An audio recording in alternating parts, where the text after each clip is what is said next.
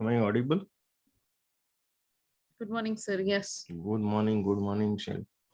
Happy to Thanks. Thanks for that.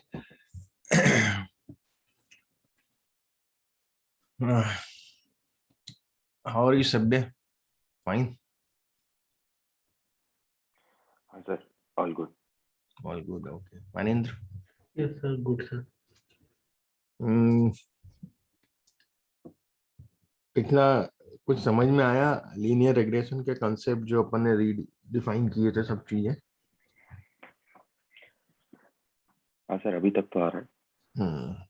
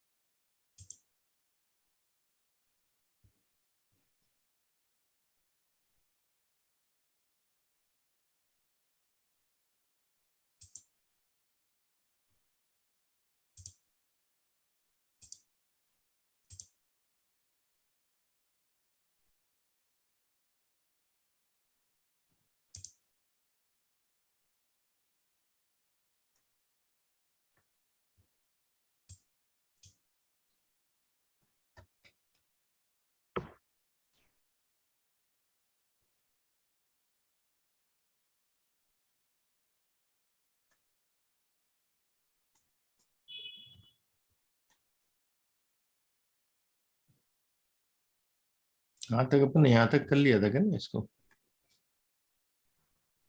Sir आप कुछ share कर रहे हैं, आप शेयर नहीं कर रहे। अच्छा अच्छा।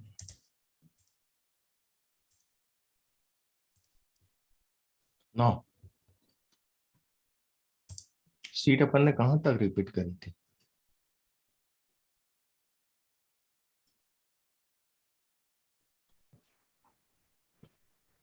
तो हम नंबर ऑफ एनएस फाइंड कर रहे थे।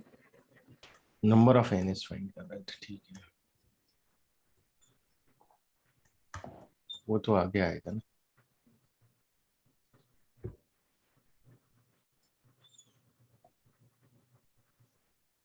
हम्म।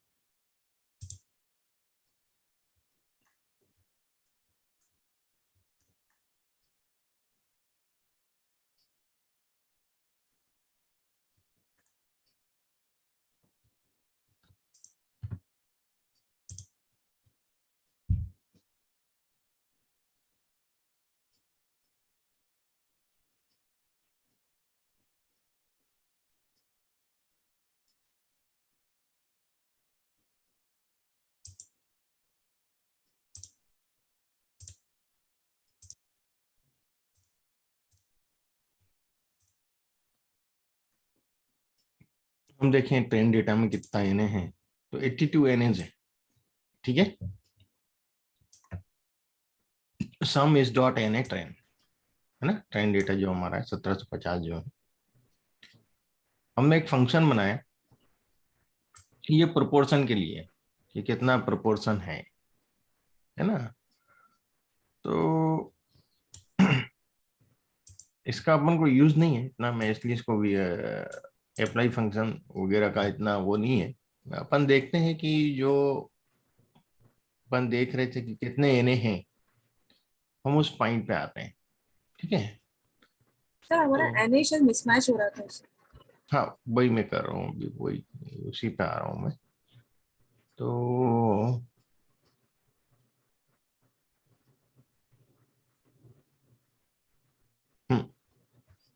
हमने यहाँ पर एलडी ट्रेन डेटा बनाया, तभी एलडी ट्रेन डेटा नहीं बनाया है। एलडी है हमारे पास, ट्रेन है, एलडी टेस्ट है। एलडी ट्रेन डेटा पहले हम देखते हैं कि वो उसको बना लें। एलडी ट्रेन डेटा के लिए हमने इम्पुटेशन करे थे।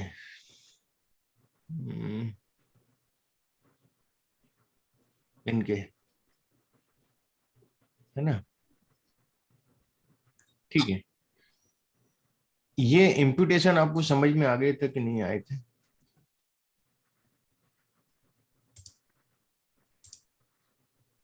ये तो मैंने एक फंक्शन बनाया और उसके अप्लाई में यूज किया, तो ये मुझे बता रहा है कि कहाँ कितने रो वाइज, एक भी नहीं है मिसिंग वैल्यू, जीरो जो दे रहा है ये रो नंबर दे रहा है, ये उसका रो इंडेक्स और मिसिंग वैल्यू बता रहा है मुझे, ठीक है।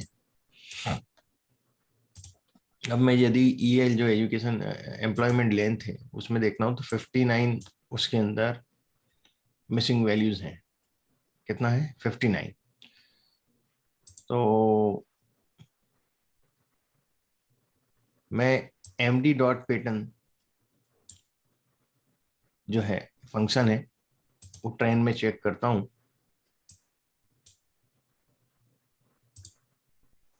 इस प्रकार से बता रहा है पैटर्न मुझे,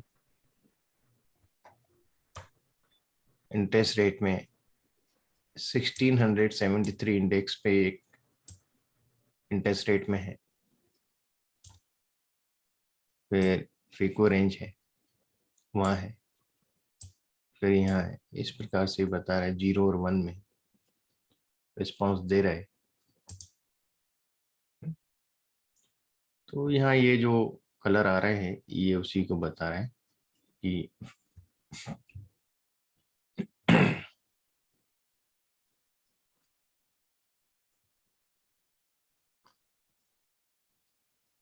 फिर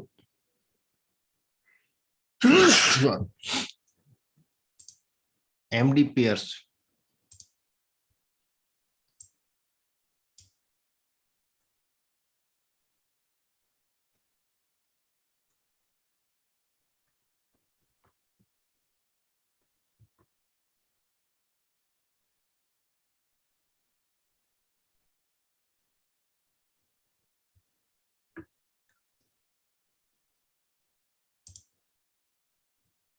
इसको रहने देते हैं इन फंक्शंस को।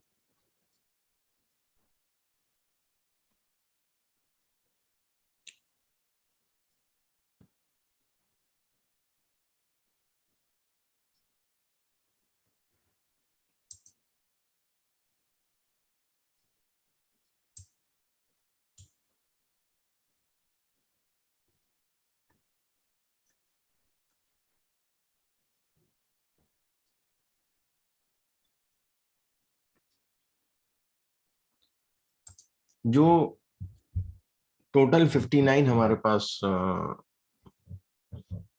एनए आ रहा है, और 59 में से जो यदि हम बात करें तो ये एजुकेशन में 59 आ रहा है। टोटल यदि हम बात करते हैं एनए की तो वो 82 है ना। तो 59 खाली एजुकेशन में, एजुकेशन लेवल में, एजुकेशन नहीं एम्प्लॉयमेंट लेंथ में 59 हमारी एनए है सबसे ज्यादा। तो हम क्या करेंगे कि इम्प्यूट माइस फंक्शन का उपयोग करेंगे, ये मैं एक्सप्लेन कर चुका था। ट्रेन डेटा सेट में 2 से 10, 2 से 10 हम कौन से कॉलम ले रहे हैं ट्रेन में, पहले इसको देखें। तो जितने भी ये 2 से 10 बाइनरी को छोड़ के, बाइनरी अभी नहीं ले रहा हूँ, बाइनरी को बाद में ट्रीट करेंगे यदि उसमें कुछ एन हुआ तो, ये ईएल तक ले रहे हैं हम लोग 2 to 10। यहाँ जो भी मिसिंग वैल्यू होगी वहां हम जो है माइस फंक्शन के थ्रू उसको रखेंगे। हम 3 डिफॉल्ट चाह रहे हैं, सीड 1 2 3 ले रहा हूँ, ठीक है। ये हो गया। प्रिंट इम्प्यूट यदि करता हूँ तो ये मुझे बता रहा है इस प्रकार से, number of multiple imputation 3, amount requested, PMM ratio, ये सब थोड़ा सा है, इसमें डिटेल में नहीं जाएंगे हम ज़्यादा। फिर हम आएंगे इधर इम्प्यूट सीड क्यों डाला? है, सीड 1 2 3 क्यों डाला? क्योंकि ये रैंडम तो नहीं लेगा ना। नहीं रैंडम ही लेता है इसलिए 1 2 3 डाला है सीड। अरे मिसिंग वैल्यू को वो ट्रीट कर रहा है तो उसमें फिर हम सीड डालेंगे। हम्म। थोड़ा सा उससे मैं कंफ्यूज हो रही हूँ। इसमें सर सीड हम क्यों डाल रहे हैं? क्योंकि मल्टीपल मेथड ये यूज करता है। ओके, हाँ हाँ ठीक है। हमने M3 लिया, 3 मेथड चाह रहे हैं तो वो रैंडमली हाँ लेता है ना। तो सीड डाल देंगे तो वो फिक्स वही मेथड अगले बार भी देगा आपको। ठीक है, मैं एजुकेशन में देख रहा हूँ इम्प्यूट IMP इन EL। तो आप देखिएगा, मैं थोड़ा सा आपको बताता हूँ ये चीज।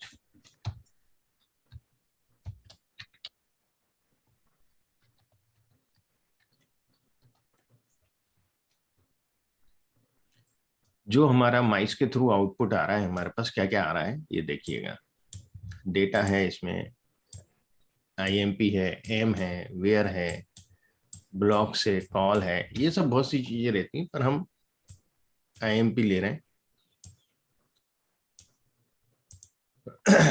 तो आप देखेंगे यहाँ, तो ये हमें IMP में ये दे रहा था, ये है ना, 1 2 3।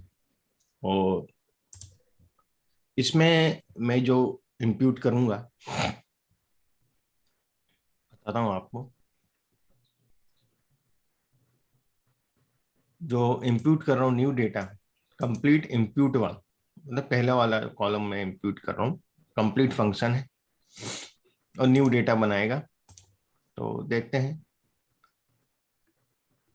और इंप्यूट में अपने पास वही 2 से 10 कॉलम है, 9 कॉलम है अपने पास टोटल। देखते हैं, और जब हमने इसको इंप्यूट किया न्यू डेटा में, मैं देख रहा हूँ कि अब एनए है कि नहीं। भाई न्यू डेटा में अपने पास क्या था, इसमें 59 एनएस थे, है ना, EL में। ज्यादा भी हो सकते हैं दूसरे कॉलम के मिला के। तो ये एक भी एनए नहीं है। अब मैं डमी DF बना रहा हूँ जिसमें ट्रेन डेटा में से हाउस रेंट से लेके LL36 जो कि बाइनरी है वो कॉलम अलग कर रहा हूँ, और इन दोनों को सी बाइंड कर रहा हूँ। इसमें आईडी भी ले रहा हूँ, ट्रेन आईडी से न्यू डेटा डमी DF तीनों को बाइंड कर रहा हूँ। तो मुझे LD ट्रेन मिल जाएगा। अब मेरे पास LD ट्रेन में वही 17 कॉलम है। अब इस LD ट्रेन में कितने NS बचे हैं ऐड करने के बाद, तो 5 NA और मिल रहे हैं मुझे। कितने? 5। अब ये 5 NA जो है वो कहाँ है भाई? नेचुरली वो 2 से 10 कॉलम में तो होंगे नहीं, होंगे 2 से तो 10 हो कॉलम में तो तो होंगे लास्ट नहीं। टाइम हो सकता है सर, लास्ट टाइम इसी में आ रहा था। हाँ, अब मैं वही बता रहा हूँ आपको। तो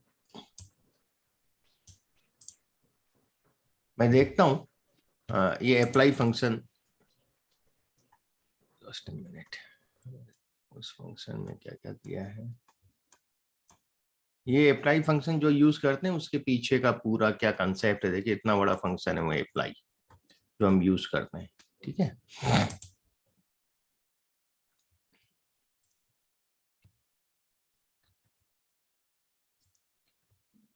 यार मैं इसको रन करता हूँ, देखिएगा मैंने क्या किया, अप्लाई फंक्शन में इस dot NA LD underscore train, है ना, 2 कॉलम के लिए लिया है। अप्लाई फंक्शन में मार्जिन होता है ना, 1 for row and 2 for column, and which function use किया है मैंने।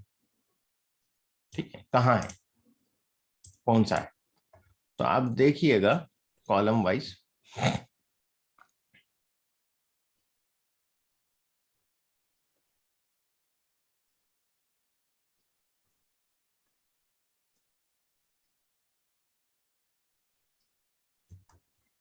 एक तो यहाँ है,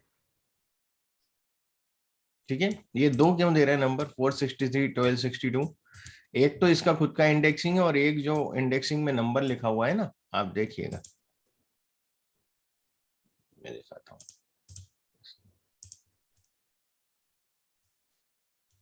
ये जो नंबर है, एक तो ये नंबर है, ठीक है, और ये 1262 यहाँ जो आया है वो एक इसके इंडेक्स में 0 1 से चालू हुई, 0 1 1 2 3 4, सॉरी 0 से नहीं 1 से चालू हुई,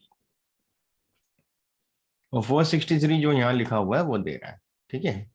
तो मैं दिखाता हूँ, देखते हैं इसको अभी।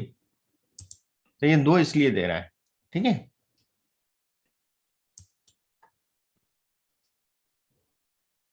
तो एक तो आईडी में है, एक आपका सीसी में है ना, एक डीसी में है, एक एलपी में है, और एक आपका LL36 में है। 1 2 3 4 और आईडी में एक 5 डमी है। अब हम देखेंगे कहाँ पे कौन से हैं, ठीक है। क्लियर हो गया यहाँ तक कि नहीं? ढूंढने का तरीका समझ में आया? अप्लाई फंक्शन यूज कर लें, कॉलम वाइज देख लें किस कॉलम में है, अब उस कॉलम में विच फंक्शन के थ्रू अप्लाई करेंगे कॉलम वाइज। तो $ID, मैं देखता हूँ, वैसे तो वहां पता चल रहा है, यहाँ भी आप देखेंगे 1262 कॉलम है, यहीं भी यही आया था लिखा हुआ।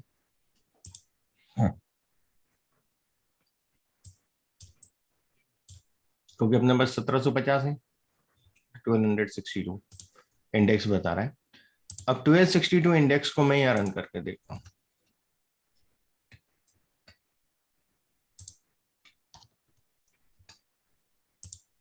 ठीक है। तो देखिएगा 1262 जब मैं रन कर रहा हूँ तो यहाँ जो नेमिंग है, रो नेम है 463 है, 1262 इंडेक्स का नेम 463 है।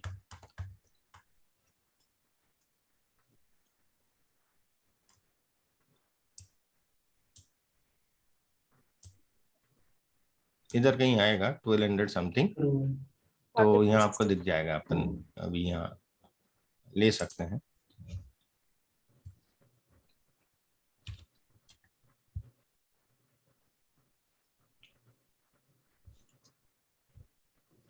रो नेम में नहीं जाएगा, ये कॉलम में बताए। सर थोड़ा स्क्रॉल डाउन कीजिए, आया था नहीं, ये सर कुछ। 463 यहाँ दे रहा है ये। नहीं सर, वो आईडी के सामने भी आया था, वो आने भी आया था, आईडी में आया था। आया था कुछ तो। हाँ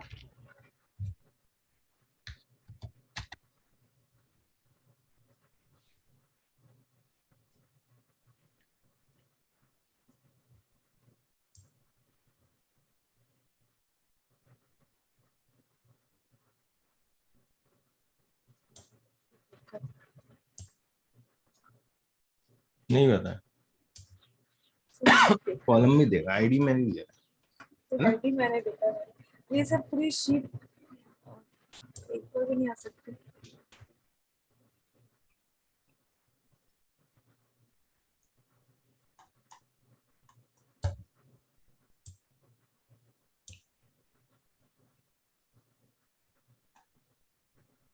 सर वो यहाँ होगा, वो कोई दिक्कत नहीं है, वो रो नेम है। तो ये बता रहा है कि रो नेम इसका है 463, आईडी ने बता रहा है। हाँ आईडी है ना। यहाँ क्लियर हो गया, ये अपन ने ढूंढ लिया। अब अपन और किस किस कॉलम में थे वो देखें। इसमें 886 है ना, जैसे यहाँ पे आप देखेंगे ना, कौन सा था, 1262 था इंडेक्स, तो ये है 886 LPCC में।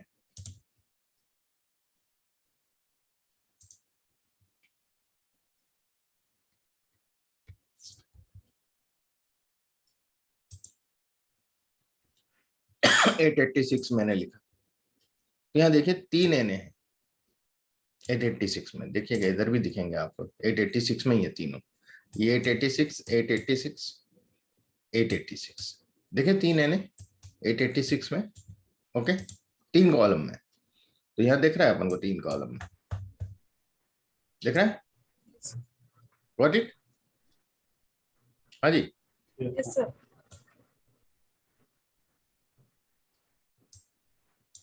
फिर इसके बाद जो नेक्स्ट है, यदि हम देखें इसमें तो 1630,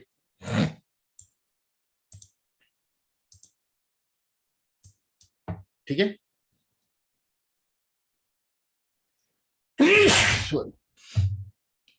व्हाट इज ये एन एच है। अब ये 5 एन है, यदि हमें 5 ऑब्जर्वेशन हटा दे कोई दिक्कत नहीं है, इन पे क्यों हम भर पाएंगे। आईडी तो हम रख नहीं सकते, अपने मन से रख सकते हैं क्या। कस्टमर आईडी जो भी है हम रख सकते हैं कि अपने मन से इसका नंबर बताइए। आईडी को तो हम कभी रख ही नहीं सकते, क्या रख सकते हैं। हाँ, एक्सटर्नल डेटा हमें अवेलेबल हो, उससे ये कहीं कोरिलेट हो रहा हो किसी और टेबल से, तो हम रख सकते हैं, है ना। ऐसे नहीं रख सकते, तो ओमिट ही करना पड़ेगा। तो हम ये 5 ऑब्जर्वेशन को ओमिट करने से कोई दिक्कत नहीं है, तो हम इसको ओमिट कर रहे हैं। LD_train पाइप टू na.omit, ये फंक्शन है na.omit। मैंने रन किए तो आप जो LD10 में 1750 है, 1700 रोज कम हो जाएंगी। एक तो रो वो है 3 है जिसमें, और 3 रो कम होगी इसमें। 1747 व्हाट इट। Yes. क्योंकि अपने देखा था ना यहाँ पे एक में तो एक रो में 3 थे ना, 3 यहाँ हो गया, एक आईडी में 4 और एक ये 5, तो 5 जो है वो 3 रो में ही है। यहां तक समझ में आ गए जी। Yes, sir. अब एनए नहीं है हमारे पास ट्रेन में। अब मैं देखता हूं आउटलायर्स की बात करता हूं, ठीक है। अब आउटलायर्स में सबसे पहला जो मैं देख रहा हूं वो है अमाउंट रिक्वेस्टेड, कितने अमाउंट का रिक्वेस्ट किया, पहला कॉलम है ना। सबसे पहले इसका हिस्टोग्राम बनाऊंगा, तो इसको हिस्टोग्राम कौन सा है, ये कौन सा नॉर्मल है क्या है बताइए, सेट क्या है इसका। Positive student. Positive. Positive skewed है। पॉजिटिव स्क्यूड है तो हम बॉक्स प्लॉट पे जाएंगे और हमें आउटलायर देख रही है, यहाँ देख रही है अपर साइड कि नहीं।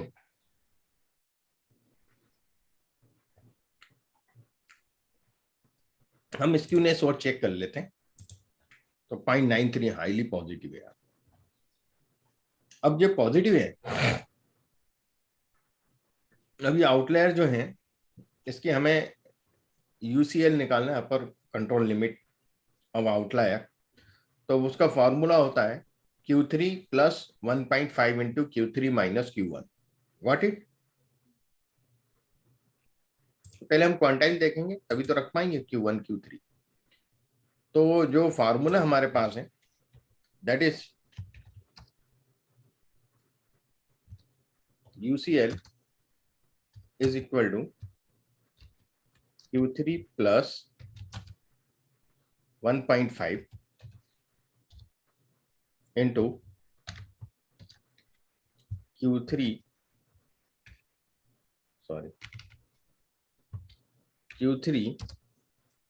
minus Q1 got it। हाँ जी।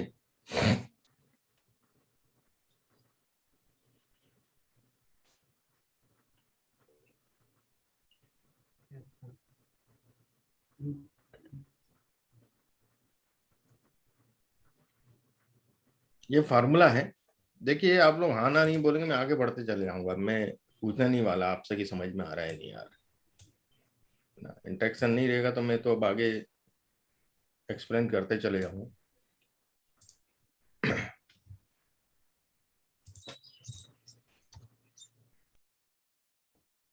ये अपर लिमिट ले रहा हूँ। जब मैंने क्वांटाइल निकाला तो यहाँ 70,000 Q3 है मेरा, ये 0 है minimum, first quartile, median, third quartile and maximum. तो मैंने 17,000 1.5 17,000 माइनस 6,000 ये ले लिया और इसको रन किया, मेरे पास अपर लिमिट आ गई 33,500। UCL आ गया। अब मैं देखूंगा कितने मेरे पास आउटलायर्स हैं, इससे ऊपर के वैल्यू में कितने हैं। तो I will ask that the LD underscore trend dollar amount requested greater than UL underscore AR, है ना। So it is 46. So we have the 46 outliers, and I want to do the flooring, caping, sorry, not flooring. So the caping, I will do it. I will LD underscore $10 amount requested if else LD underscore $10 amount requested greater than UL मतलब upper limit से जो भी ज्यादा है वो upper limit आ जाए वहां, और बाकी के वैसे ही रहे. So I have done this. Now if I ask how many outliers are there, if I ask, I will get 0. Similarly, I do it for the interest rate. I see. So interest rate, if I show you the histogram, so it is normal. I will see. So it is less than 0.5, normal. For normal, I will take the outlier upper side and the lower side both. But here for upper side, if I use the formula mean amount requested,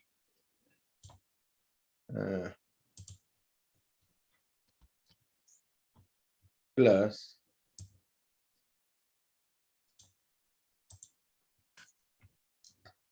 three into SD amount requested. Amount requested नहीं है, यहाँ पे क्या है आपका interest rate. Interest rate.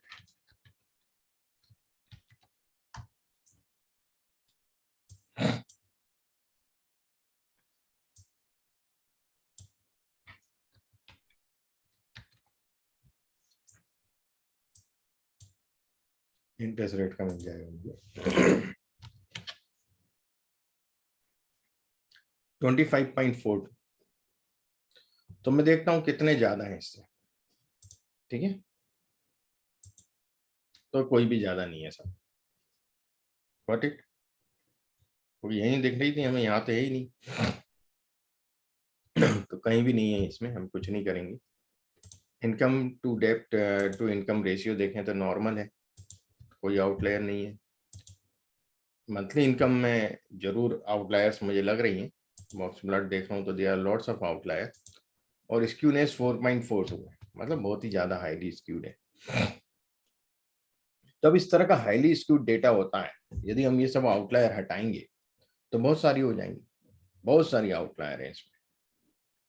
तो इस data के हम लोग स्केल को चेंज करते हैं, हम इसको स्टैंडर्डाइज करने की कोशिश करते हैं, नॉर्मल करने की कोशिश करते हैं हाईली स्क्यूड को. तो लॉग फंक्शन हम देखें, क्योंकि मंथली इनकम में कहीं भी जीरो नहीं है. यदि जीरो होता तो हम लॉग फंक्शन नहीं लगाते. मैं लॉग फंक्शन यूज कर रहा हूँ उसको कंट्रोल करने के लिए. देखिएगा मंथली इनकम में लॉग फंक्शन यूज कर रहा हूँ. बहुत से फंक्शन है, स्क्वायर रूट कर सकते हैं आप, स्क्वायर कर सकते हैं, क्यूब रूट कर सकते हैं, अलग अलग आप स्टडी करेंगे आपको पता चलेगा. अब मैं इसकी स्क्यूनेस देखता हूँ. पहले 4.4 थी, अब देखिएगा स्क्यूनेस कितनी आ गई, 0.1 आ गई, कम हो गई. और मैं इसका बॉक्स प्लॉट अब बना के दिखाता हूँ आपको, और इसका हिस्टोग्राम बना के दिखाता हूँ. Got it. नॉर्मल हो गया. Yes sir. तो हम ट्रांसफॉर्म कर लेते हैं दूसरे स्केल पे उसको, और ट्रांसफॉर्म करके हम पता करते हैं क्या है. ठीक है, तो ये हो गया. अब हमें जरूरत नहीं है इसमें कुछ भी करने की, है ना. तो मैं कुछ नहीं कर रहा हूँ, इसको लॉग में कन्वर्ट कर दिया है मैंने. ये सब आगे के फंक्शन किसी काम के नहीं उधर. अब मैं आता हूँ, क्योंकि यदि आप देखेंगे, एक देख लेते हैं, फिर भी मैंने कुछ किया तो है पहले, हो सकता है कुछ रहा हो. तो अब नॉर्मल तो हो गया है, तो इसको मैं देखता हूँ कि भाई मीन प्लस 3SD से जो मंथली इनकम का अपर लिमिट कुछ आ रहा है क्या. तो अपर लिमिट आ रहा है मंथली इनकम 10.07. मैक्सिमम मालूम करता हूँ मैक्सिमम वैल्यू क्या है. तो मैक्सिमम वैल्यू 11.08 है, जो कि मेरे अपर लिमिट से बड़ी है. मतलब हाँ कुछ आउटलायर्स तो हैं अभी भी. पॉइंट क्लियर हो रहा है. Yes sir. मेरी मैक्सिमम वैल्यू अपर लिमिट से ज्यादा है, तो कुछ आउटलायर्स हैं तो मैं आउटलायर्स को एडजस्ट करूंगा। ऐसी लोअर लिमिट भी मैं चेक करता हूँ पहले। तो लोअर लिमिट मेरा आ रहा है LL 6.92 और मैं मिनिमम वैल्यू देखता हूँ तो मिनिमम वैल्यू आ रही 6.37 जो कि इससे कम है। तो यहाँ भी आउटलायर्स है, दोनों तरफ आउटलायर्स हैं, तो आउटलायर्स को मैं वही फॉर्मूले से इफ एल्स वाले से रिमूव कर रहा हूँ। और अब मैं देख रहा हूँ कि भाई अब है कि नहीं है। अब नहीं है आउटलायर, खत्म हो गया मामला। अब मैं आता हूँ बैलेंस पे। क्रेडिट बैलेंस जो है, रिवॉल्विंग क्रेडिट बैलेंस की बात करता हूँ, तो ये भी मुझे बहुत हाईली स्क्यूड दिख रहा है, दिख रहा है। Yes. और इसका मैं बॉक्स प्लॉट बनाता हूँ तो ये भी मुझे बहुत सारा आउटलायर्स बता रहा है। और स्क्यूनेस में चेक करता हूँ तो इसकी स्क्यूनेस 5.54 है। ठीक है, अब मैं इसको क्यूब रूट फंक्शन यूज करूंगा। क्यों करूंगा क्यूब रूट, क्यों नहीं लॉग यूज कर रहा हूँ? तो उसका कारण है कि कहीं पर मेरे पास रिवॉल्विंग क्रेडिट बैलेंस में 0 भी है। रिवॉल्विंग क्रेडिट बैलेंस आपको दिखाता हूँ।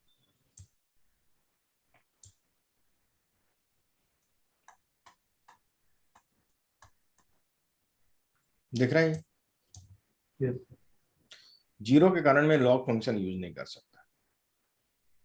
0 की लॉग वैल्यू आएगी क्या?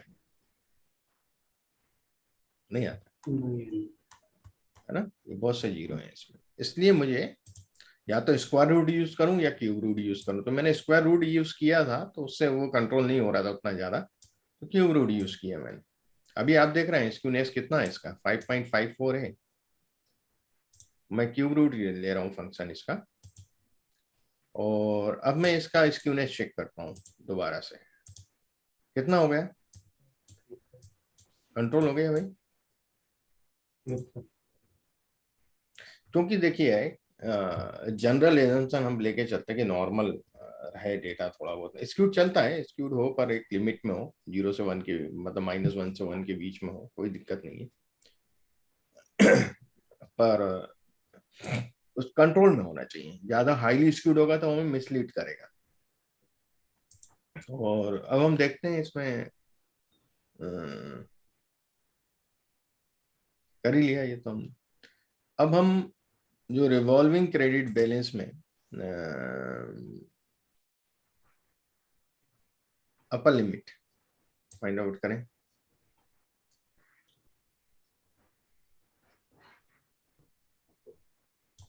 तो ये मैंने फार्मूला यूज किया क्योंकि अब नॉर्मलाइज लग रहा है ना डेटा, 0.5 से कम है तो नॉर्मल है, तो नॉर्मल के हिसाब से करूंगा। सम देखता हूँ तो एक 19 है ना। यदि हम इसका बॉक्स प्लॉट देखें ना दोबारा से तो बॉक्स प्लॉट चेंज हो जाएगा, है ना। यहाँ 19 है, हिस्टोग्राम भी देखेंगे वो भी चेंज हो जाएगा। ये है इधर, तो 19 है। तो हम इसको 19 को रिप्लेस करते हैं, इनकी केपिंग करते हैं, है ना। और अब हम देखते हैं कि अब कितनी है। तो अपर साइड में अब एक भी नहीं है। लोअर साइड में और चेक कर लेता हूँ और देखता हूँ तो एक भी नहीं है लोअर साइड, तो यहाँ दिख भी नहीं रही है हमें, है ना। अब आते हैं हम फीको रेंज पे। ये फीको रेंज, ये भी कैसा है सेप, कैसा है भाई? Positive. Positive skew. तो हम देखते हैं अपर साइड यहाँ भी दिखाई रहा है। ये स्क्यूनेस देखें तो 0.77 है, पॉजिटिव स्क्यू है। क्वांटाइल लेंगे हम, है ना। क्वांटाइल के बाद ये हम इसमें फार्मूला रख दिया, वही जो आपको बताया था। और सम देखा मैंने तो 9 है, और 9 को मैंने रिप्लेस कर दिया, स्क्यूनेस देखी तो 0.75 है। चलिए ठीक है, कोई दिक्कत नहीं है, स्क्यूनेस सब पहले से कम है। 0.77 से 0.75 होगी उसको एडजस्ट करने के बाद। और मैं अब स्ट्रक्चर देखता हूँ एलडी ट्रेन का एक बार, और मॉडल फिटिंग पे जाना है मुझे। ये हो गया कंप्लीट, गॉट इट।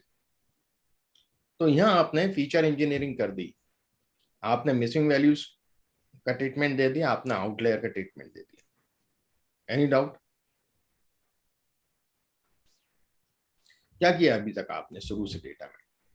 आपने पहला डेटा रेंगलिंग किया। डेटा रेंगलिंग में क्या किया, जो भी कॉलम थे सबको हमने न्यूमरिक में कन्वर्ट करने की कोशिश करी। जिसमें कोड्स लगे थे वो न्यूमरिक हो सकते थे, हमने direct S dot numeric function लिया। जिसमें परसेंट वगैरह के साइन थे वो हटा के फिर हमने उसको एस डॉट न्यूमरिक किया। किसी में 36 मंथ्स था, 60 मंथ्स था, तो उसमें हमने एक को डमी की तरह ले लिया। किसी में less than 1 year employment length वाले में वो हमने उसको एडजस्ट किया। वो सब हो गया डेटा रैंगलिंग का काम। इसके बाद हम आए second day feature engineering. Feature को इंजीनियर किया, उसमें मिसिंग वैल्यू की बात करी हमने, आउटलेयर्स की बात करी। यहां तक समझ में आ गया? Yes, sir. इतनी टास्क में जब भी हम रियल टाइम में काम करते हैं, हमारे प्रोजेक्ट का 60 से 80% टाइम हमारा इसी में जाता है, जहां तक अभी अपन ने काम किया यहाँ पे। Got it? And it is not. अब हम मॉडल फिट करेंगे, देखिएगा, है ना, बहुत सिंपल है। मॉडल फिटिंग में टाइम नहीं लगता है। फंक्शन है एलएम, और इसके जो एट्रीब्यूट्स हैं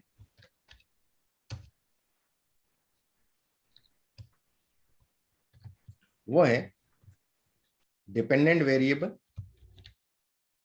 मैं डीवी लिख रहा हूं डिपेंडेंट वेरिएबल, देन टिल्डा और independent variables IV. Got it? IVs लिखा है मतलब प्लूरल है, बहुत सारे होंगे इंडिपेंडेंट वेरिएबल, और फिर data. Got it? Yes, sir. ये इसके एट्रीब्यूट है, बस कोई कंफ्यूजन इसमें? मैं इंटरेस्ट रेट मेरा डिपेंडेंट वेरिएबल है जो मुझे मालूम करना है, और टिल्डा डॉट कर दूंगा यदि मैं आईवीज या तो एक एक करके प्लस प्लस करके लिखूं कि जो मेरे पास है अमाउंट रिक्वेस्टेड प्लस डेब्ट to income ratio, interest rate तो आ गया उसमें, फिर month plus monthly income plus open credit lines, तो बहुत टाइम लग जाएगा कि नहीं लग जाएगा मुझे प्लस प्लस करके लिखूंगा तो? बताइए। Yes. Yes, sir. उससे बचने के लिए मैं डॉट लगा देता हूं, मतलब इंटरेस्ट रेट को छोड़ के बाकी जितने भी कॉलम है वो सब आईवीज है। Got it?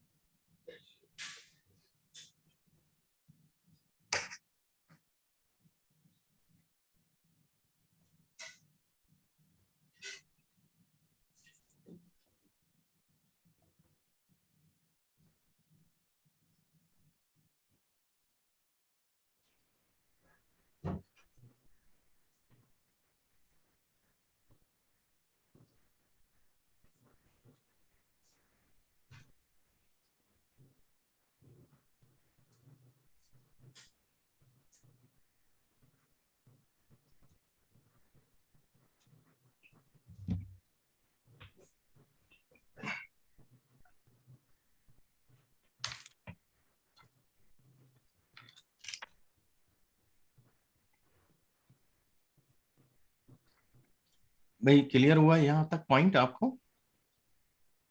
डॉट क्यों लगाया है? तो ये डॉट वाला और टिल्डा वाला फिर से समझाइए ना। देखिए टिल्डा तो फंक्शन ही है, इसका ऑपरेटर है ना। Okay. टिल्डा के लेफ्ट साइड में हम लोग डिपेंडेंट वेरिएबल लिखते हैं, राइट साइड में इंडिपेंडेंट वेरिएबल्स लिखते हैं। अब इतने सारे इंडिपेंडेंट वेरिएबल्स में प्लस प्लस करके लिखूंगा तो बहुत टाइम लगेगा। दो अप्रोच होती हैं देखिएगा लीनियर रिग्रेशन में। एक तो आप एक वेरिएबल का पहले लीनियर रिग्रेशन निकालें, ठीक है, फिर आप वेरिएबल ऐड करते चले जाएं एक एक करके। ओके, जैसे ये ऑटोमेटिकली लेगा, हम डॉट लिखेंगे तो यहाँ पे। डॉट लिखेंगे पूरे वेरिएबल ले लेगा एक साथ।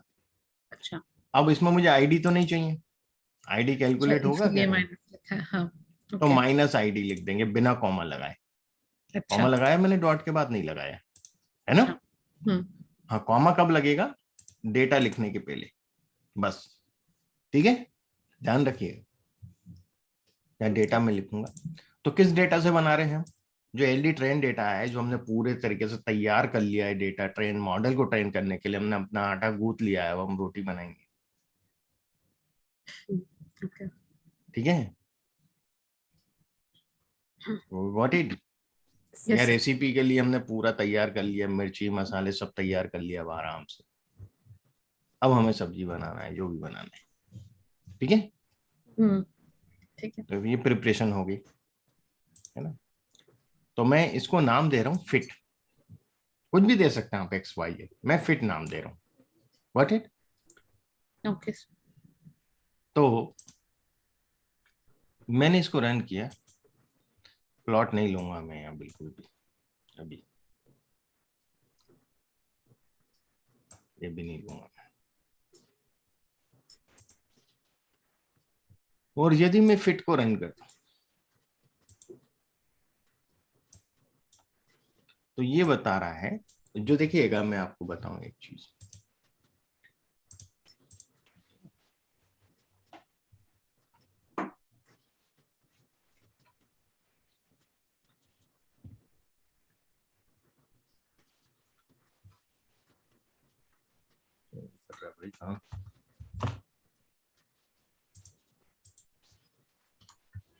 एक सेकंड।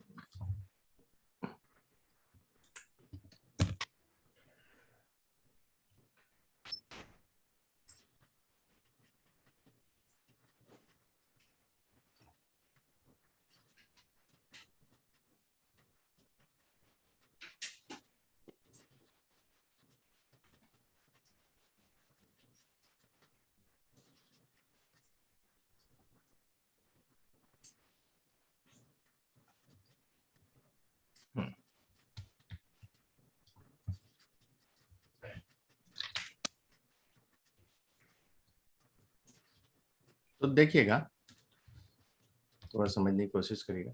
हमारा जो वाई केप होता है वो क्या होता है, beta 0 plus beta 1 x1 beta 2 x2, इस प्रकार से होता है। याद है इक्वेशन आपको है जी? Yes, sir. Yes, sir. तो ये जो इंटरसेप्ट है वो बीटा 0 है भाई, व्हाट इट, ये जो है, Okay. क्लियर हो रहा है। ये जो है ये अमाउंट रिक्वेस्टेड बीटा 1 है, ये जो वैल्यू है, ये जो वैल्यू है अमाउंट रिक्वेस्टेड आपका x1 है, गॉट इट। जो भी अमाउंट रिक्वेस्टेड की वैल्यू होगी वो आप डालेंगे, वो इससे मल्टीप्लाई होगी कोएफिशिएंट से, अंडरस्टैंड।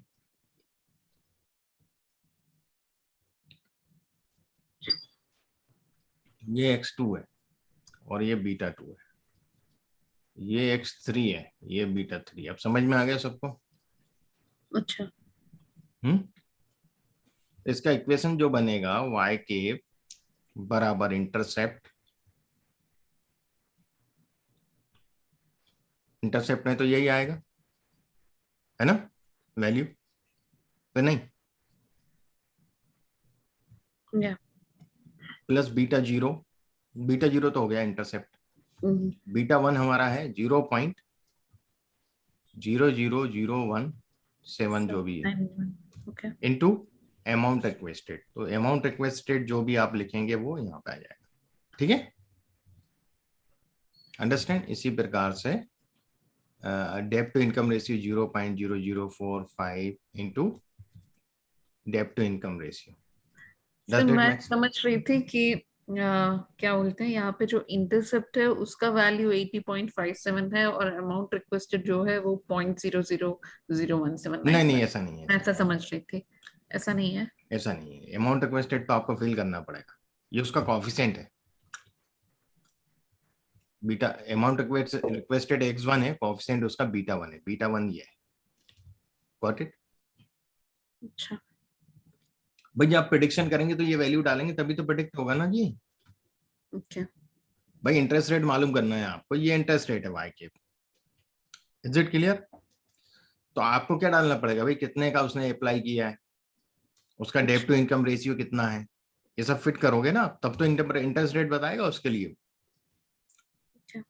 है ना, क्या नहीं? भाई ये इनपुट दोगे तब तो आउटपुट देगा। या क्लियर हुआ? यस सर, मुझे एनीबॉडी एल्स, एनी डाउट? पहले के मुझे फॉलो अप करना पड़ेगा।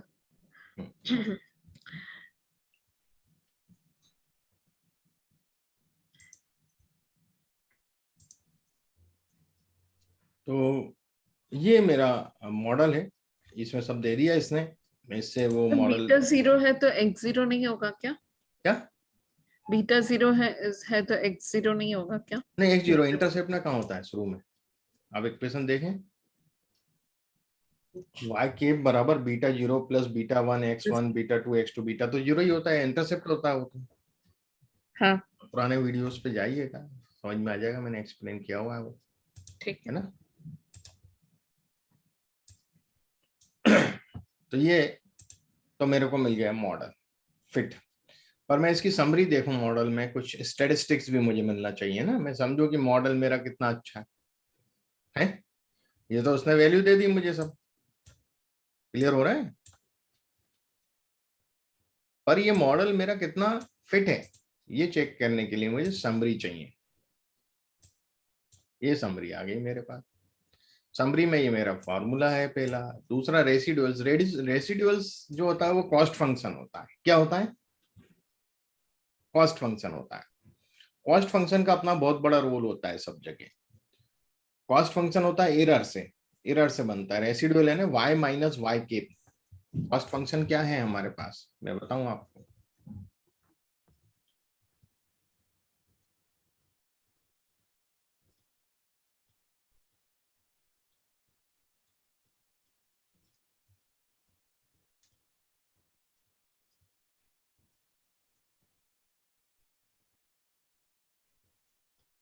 समझ में आया?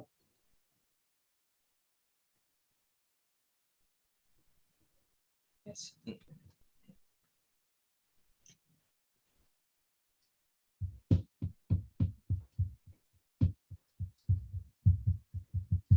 इसका ये नहीं, y माइनस y बार है कि y प्राइम है क्या ये? वाई केप प्रेडिक्टेड वाई,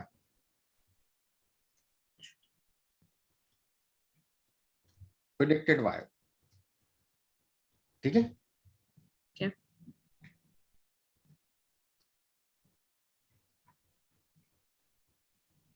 ये रेसिडुअल है हमारा, स्क्वायर नहीं है। क्या? तो मिनिमम रेसिडुअल हमारा -3.7 आ रहा है, मैक्सिमम रेसिडुअल 9.39 आ रहा है, फर्स्ट क्वार्टाइल इतना है, मीडियन इतना है, थर्ड क्वार्टाइल इतना है, ठीक है। एक तो ये समझने की चीज होगी कि रेसिडुअल कहाँ से कहाँ तक रेंज हो रहा है। ओके। मतलब 18 का रेंज है उसमें, यदि 9.39 को 9.37 माइनस माइनस प्लस होकर 18 हो जाएगा।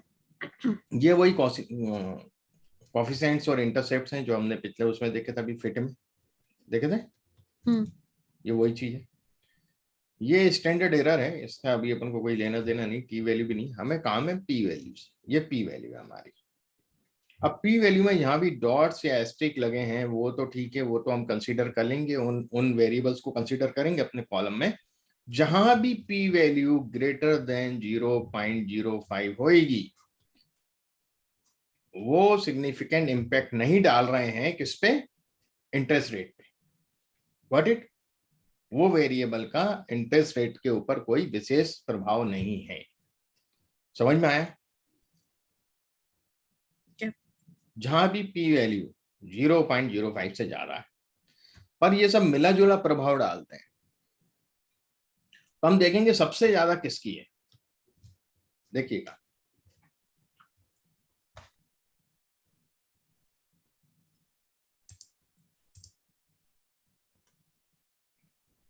किसकी सबसे ज्यादा आ रहा है?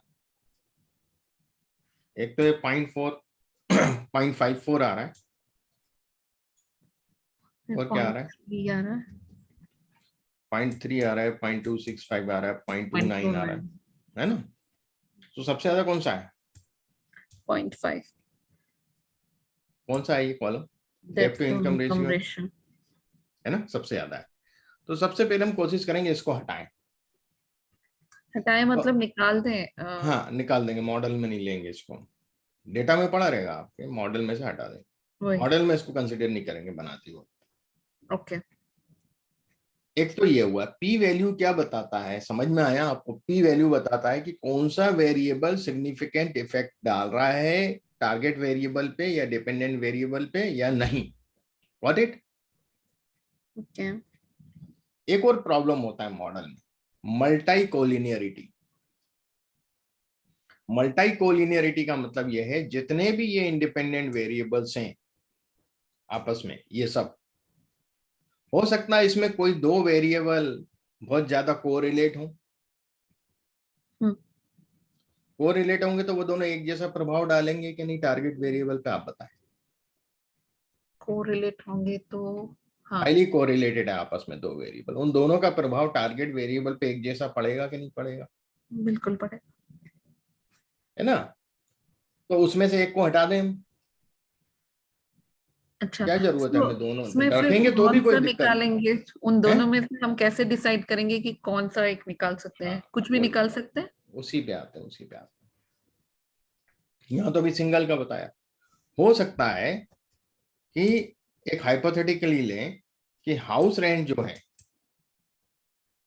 उसका open credit lines, revolving credit balance और इंक्वायरीज इन लास्ट 6 मंथ, तीनों के कंबाइन का यदि हम टोटल वैल्यू देखें, उसका कोरिलेशन हाउस रेंट के कोरिलेशन को हाउस रेंट जो है उससे कोरिलेट हो रहा है, तीन मिलके इससे कोरिलेट हो रहा है, मिला जुला प्रभाव। क्लियर हो रहा है नहीं? मींस रिवॉल्विंग क्रेडिट सर ये क्या मेरे को वो उसका समझ में नहीं आया। ओपन क्रेडिट लाइंस और रिवॉल्विंग क्रेडिट बैलेंस ये क्या तीन कॉलम का, मान लिया अभी अपन एक ही वेरिएबल का आपस में कोरिलेशन देख रहे हैं एक एक के बीच में। अच्छा अब मान लीजिए एक वेरिएबल का अदर तीन या चार वेरिएबल के कंबाइंड स्कोर से हाईली कोरिलेट हो रहा है मान लो, अच्छा तब भी तो मल्टी कोलिनियरिटी प्रॉब्लम है कि नहीं है? मल्टी कोलिनियरिटी है कि नहीं है?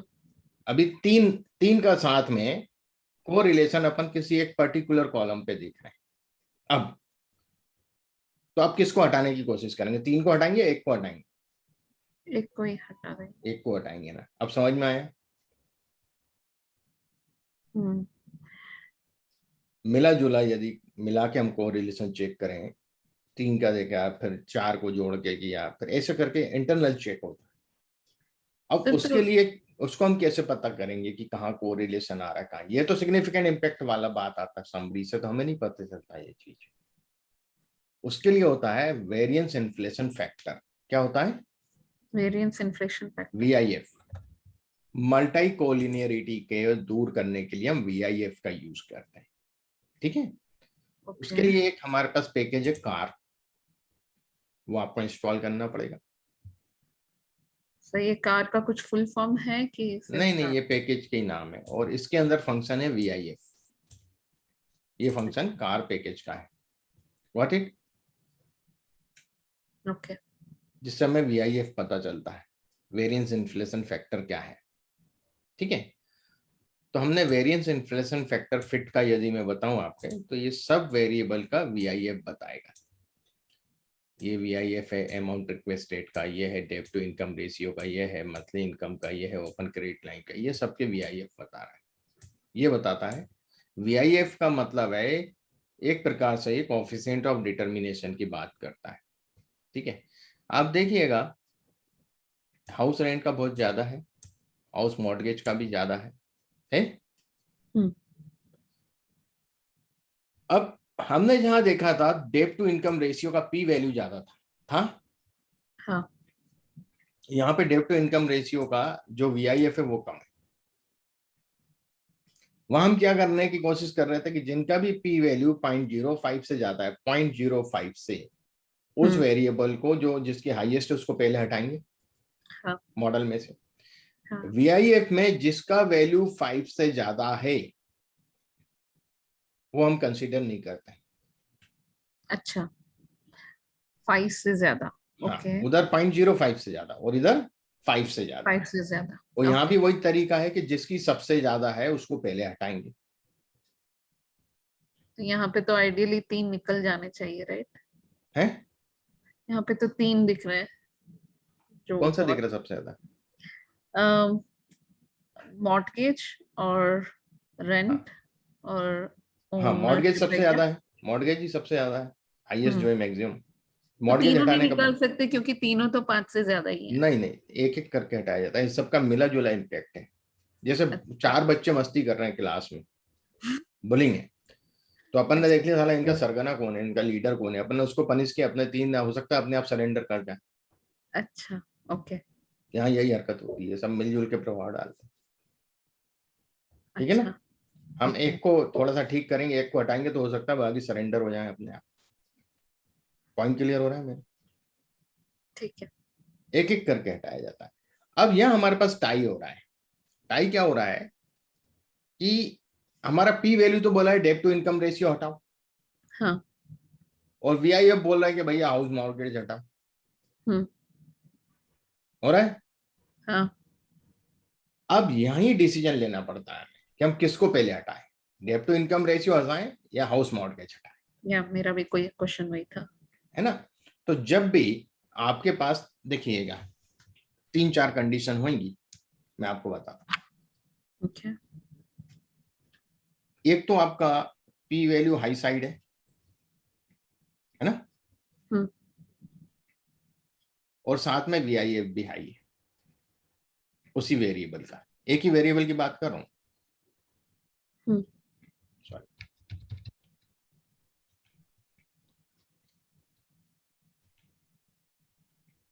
High P and high VIF, VIF। दोनों हाई है सेम वेरिएबल का, तो कोई दिक्कत ही नहीं है, उसको हटाना ही है भाई, उसका वीआईएफ भी या हाई बता रहा है सबसे ज्यादा, है ना, हाँ। और पी वैल्यू भी सबसे, तो वो तो हमें कोई दिक्कत ही नहीं है। राइट। या लो पी वैल्यू है और लो वीआईएफ है, तो भी कोई दिक्कत नहीं, दोनों ही निकालेंगे। सबसे कम है, तो वहां तो कोई हमें इफेक्ट करना ही नहीं है, ठीक है। इन दोनों में कोई दिक्कत नहीं है। हाँ, आपका पी वैल्यू हाई है और वीआईएफ लो, मतलब लो यानी कम है, उससे कम है, मतलब ये नहीं बोल रहा हूँ कि 5 से कम है, हाँ जो हाईएस्ट है उससे कम है, अच्छा। यहाँ ये कहने का मतलब है। तो आप पी वैल्यू से पी वैल्यू के अकॉर्डिंग हटा देंगे, ना कि वीआईएफ के अकॉर्डिंग हटाएंगे। सर फिर से बताइए, पी वैल्यू। पी वैल्यू भी हाई है और हाँ। वीआईएफ लो है, तो अपना पी वैल्यू डेब्ट टू इनकम रेशियो का हाई है, हाँ। बट उसका वीआईएफ लो है कि नहीं है, हाँ। तो आप किसके अकॉर्डिंग हटाएंगे, आप पी वैल्यू के अकॉर्डिंग हटाएंगे, अच्छा, तो पहले इम्पोर्टेंस पी वैल्यू का देते पी हैं। वैल्यू को देंगे। अच्छा। उससे होता यह है कि पी वैल्यू से हटाने से वो एक वेरिएबल हट गया वहां से, तो अब हो सकता है कि मल्टाई कोलिनियरिटी पे भी फर्क पड़ जाए, ओके। है ना। मल्टाई कोलिनियरिटी क्या होता है मैं आपको बताऊं, कि वो आपस में जो वेरिएबल को रिलेटेड रहते हैं ना, या बहुत सारे का मिला जुला कोरिलेशन इफेक्ट एक पे पड़ रहा हो, गॉट इट। तो Yes. डेब्ट टू इनकम रेशियो को हटाने पे हो सकता है इसका मिला जुला इफेक्ट हाउस मॉर्गेज पे पड़ रहा हो, जब इसको हटाएंगे तो यहाँ पर थोड़ा सा कम हो जाएगा कि नहीं, वीआईएफ या होना चाहिए होना चाहिए। यदि पड़ रहा होगा तो, या इसलिए हम पी वैल्यू के हिसाब से हटा देते हैं। अच्छा। अंडरस्टैंड। Yes sir. तो हमेशा पी वैल्यू को पहले कंसीडर करना, ये ध्यान रखिएगा, गॉट इट। आते हैं हम लोग वापस इसी मॉडल पे। मैं यहाँ दोबारा इसको रन कर रहा हूँ एक बार, यहाँ क्योंकि मैंने इतना रन किया था तो मुझे सब वैल्यू बता रहा था। अब मैंने क्या किया, इसको थोड़ा सा शॉर्ट किया है, शॉर्ट यानी ऑर्डर में जमाया है, डिक्रीजिंग ट्रू 1 से 3 तक ही लिए, शुरू के टॉप 3 मैंने लिए हैं वीआईएफ वाले, तो जो मुझे मतलब ये टॉप 3 बता रहा है, कौन सा हटाना है मुझे, या तो ये हटाऊं, तो मैं वीआईएफ से नहीं हटाऊंगा, किससे हटाऊंगा, पी से। हाँ पी वैल्यू से। पी वैल्यू में क्या डेब्ट टू इनकम रेशियो हटेगा ना, हाँ। तो यहाँ क्या आना चाहिए, माइनस में डेब्ट टू इनकम रेशियो आना डेब्ट टू चाहिए। Income ratio. या ठीक है, तो डेट टू इनकम रेशियो आ गया, यहीं से कॉपी करा करिएगा क्योंकि स्पेलिंग में मिस्टेक कर देंगे आप। ठीक है, ओके कॉपी करके यहाँ लिखते हैं। माइनस कहाँ गया, यही है ना, एक सेकेंड पहले यहाँ रख दूं, हो गया माइनस। ओके। तो अच्छा, तो इंटरेस्ट रेट आईडी और डेट टू इनकम रेशियो के बीच में कॉमा नहीं रहेगा? नहीं रहेगा, कभी नहीं रहेगा, जितने भी आते जाएंगे यहाँ सब में कॉमा नहीं आएगा कभी भी। अच्छा माइनस माइनस जितने करते चले जाओ। अच्छा ठीक है। यहाँ तक समझ में आ गया आप सब लोगों को? हाँ भाई फनेंद्र, चलिए आगे बढ़ते हैं। अब मैं फिर से समरी देखता हूं, या पहले VIF दिखाऊं आपको, है ना, क्योंकि हमने हटाया तो पी वैल्यू के हिसाब से। हाँ तो हम VIF देखते हैं पहले कि VIF में क्या प्रभाव पड़ा। देखिएगा सर, 1 मिनट ऊपर। अच्छा दिखाए। हाँ हाँ, यहाँ पे आ गया, नीचे आ गया। यहाँ जो अपना VIF था पहले, हाउस मॉर्गेज का सबसे ज्यादा था हाँ पिछले टाइम। अब हाउस मॉर्गेज का कितना है? 44। 147। अच्छा हाँ, यहाँ पे ना 147 उतना ही है। 147.68। हाँ थोड़ा सा कम हुआ है, थोड़ा सा 0.29 हुआ, हल्का सा कम हुआ है। तो प्रभाव 68 पड़ा है था, हाँ, ना। तो 0.30। अब हम देखें समरी दोबारा से।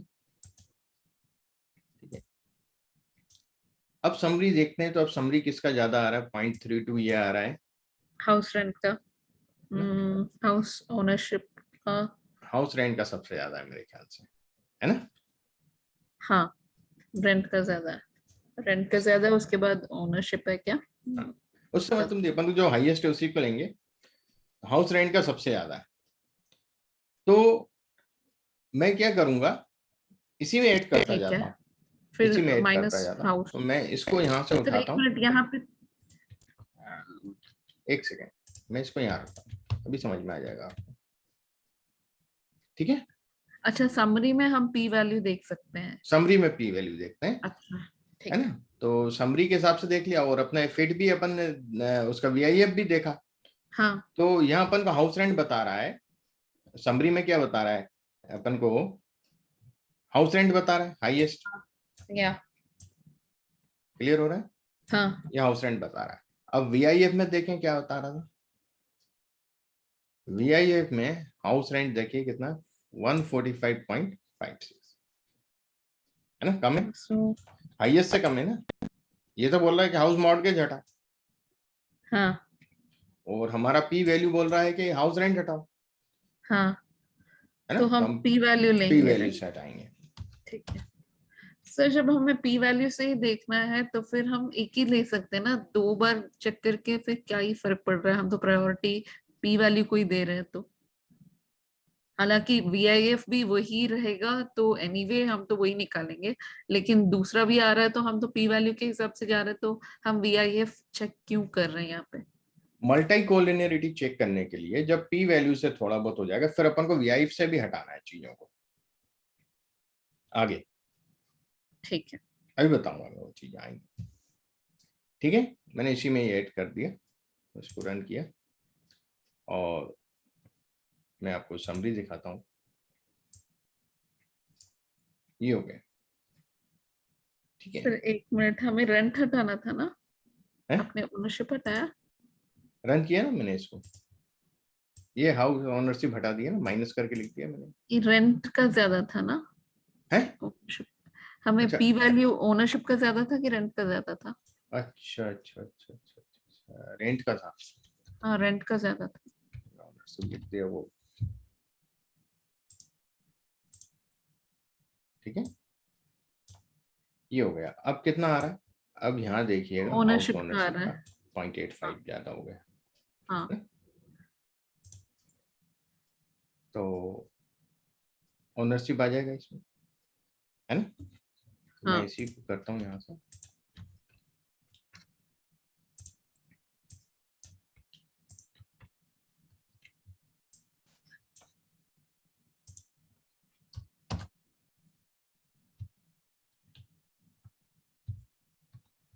ओनरशिप।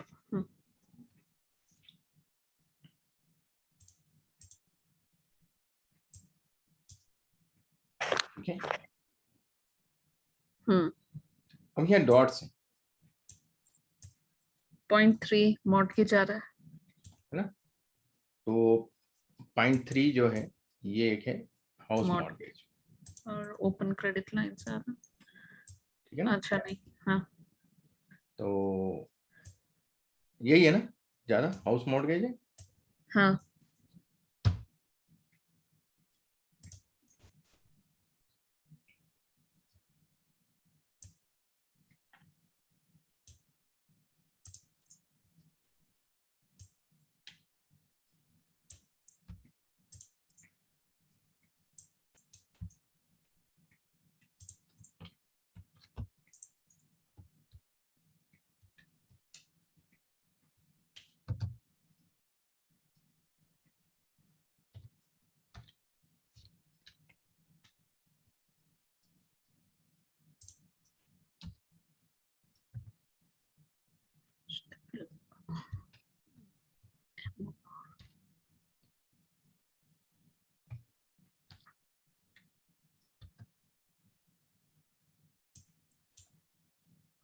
पीबी है।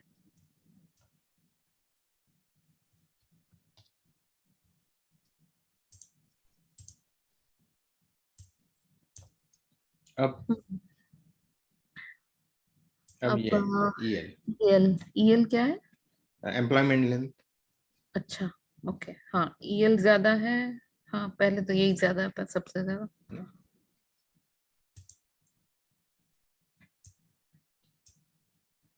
तो हम यहाँ पे अभी वीआईएफ नहीं देख रहे हैं, हम सिर्फ पी वैल्यू ही देखते जा वैल्यू रहे से देख रहा है, वीआईएफ इसके बाद चेक करेंगे हम। ठीक है, कई बार लोग पहले वीआईएफ ले लेते हैं, वीआईएफ से हटा देते हैं, पहले मल्टी कोलिनियरिटी पहले हटाते हैं, फिर सिग्निफिकेंट इफेक्ट देखते हैं। ठीक है। सो कोई भी तरीका अपना सकते हैं क्या? नहीं, जनरल ये ज्यादा अच्छा माना जाता है कि हम पहले भैया पी वैल्यू के सिग्निफिकेंट इफेक्ट डाल रहे हैं उनको हटा दें, मल्टी कोलिनियरिटी तो बाद में चेक कर लेंगे, उनको बाद में हटा देंगे। अच्छा पहले जो इम्पैक्ट ज्यादा नहीं डाल रहा है, सिग्निफिकेंट इम्पैक्ट नहीं, उनको पहले हटाया जाए अच्छा। ना। आपस में जो उनकी वो है, पहले तो अपन देखें कि ये इस पे जो डाल रहा है, पहले तो उनको हटा दो, फिर उसके बाद जो बचे हुए हैं वो उनकी आपस में क्या तालमेल है वो बाद में देखते हैं अपन। अच्छा ठीक है ना, हाँ क्लियर। तो पहले तालमेल आप हटाने चलेंगे तो दिक्कत हो जाएगा। हाँ, मैं वही पूछ रही थी कि ठीक है। Clear, okay. मतलब राइट अप्रोच ये है, लोग करते हैं वो approach use, but right approach ये है। ओके ठीक है। क्योंकि हम लोग इतने मॉडल बनाते तो हमें समझ में आता है कहाँ इम्पैक्ट, कौन सा मॉडल फिर बाद में जाके अच्छे इफेक्ट देता है। ठीक है, ये Okay. हटाएंगे।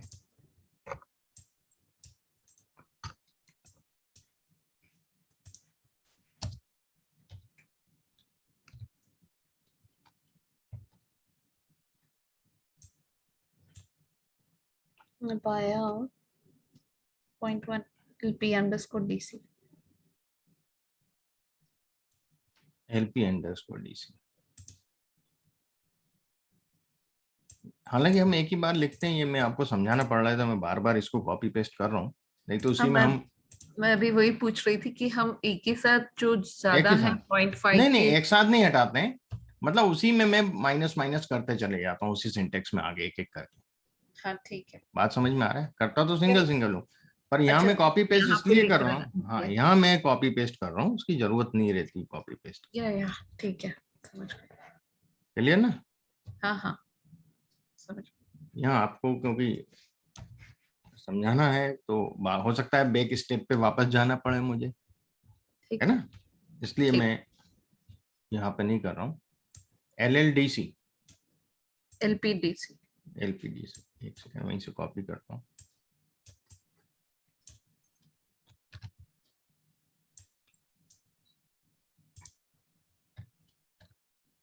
ओके, ठीक है।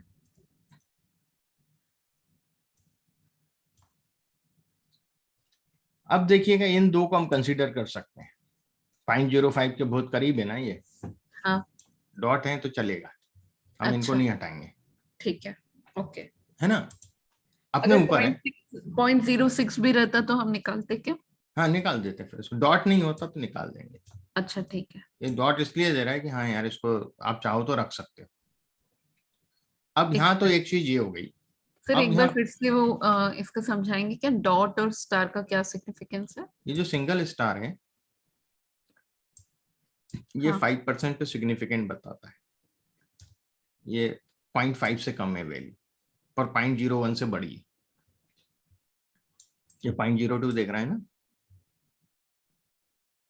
हाँ ये 0.05 से कम है वैल्यू, हाँ तो सिंगल एस्ट्रिक दिया हुआ है देखिएगा, ओके। पर 0.01 से बड़ी है ना। अच्छा Fine. हाँ तो ये अच्छा 5% पे नॉन सिग्निफिकेंट है, 5% पे ये इफेक्ट नहीं डाल रही है टारगेट वेरिएबल पे, 5% कॉन्फिडेंस लेवल पे। अच्छा। Got it. अब यहाँ देखेंगे आप 3 स्टार है ना। हाँ अब 3 स्टार का मतलब होता है कि 0.001। ओके, उससे भी कम इफेक्ट डाल रही है। हाँ तो ओके 5 पे तो डाल ही रही होगी, 0.05 मतलब उस हाँ। पर तो डाल ही रही होगी, उससे कम पे डाल रही तो उस पर भी डाल रही होगी। तो ये वो चीज बताता है। तो और हम तो डॉट का मतलब है कि हमको वही कंसिडर ये करना है। 10% पे डाल रहा है, 10% तक बताता है। ये ठीक। 5% हुआ, ये 10% हुआ। हाँ तो 10% तक थोड़ा सा, क्योंकि 0.5 से ज्यादा है ना, तो ये अप टू हाँ 10% तक हम ले सकते हैं कि इम्पैक्ट डाल रहा है। ठीक है, अच्छा अच्छा ओके। But it. अब ये हमने यहां से तो हटा लिया, अब हम बात करते हैं मल्टी कोलिनियरिटी की। Got it, yes sir. Understand. Yes. तो मैं इसको उठाता हूं यहां से,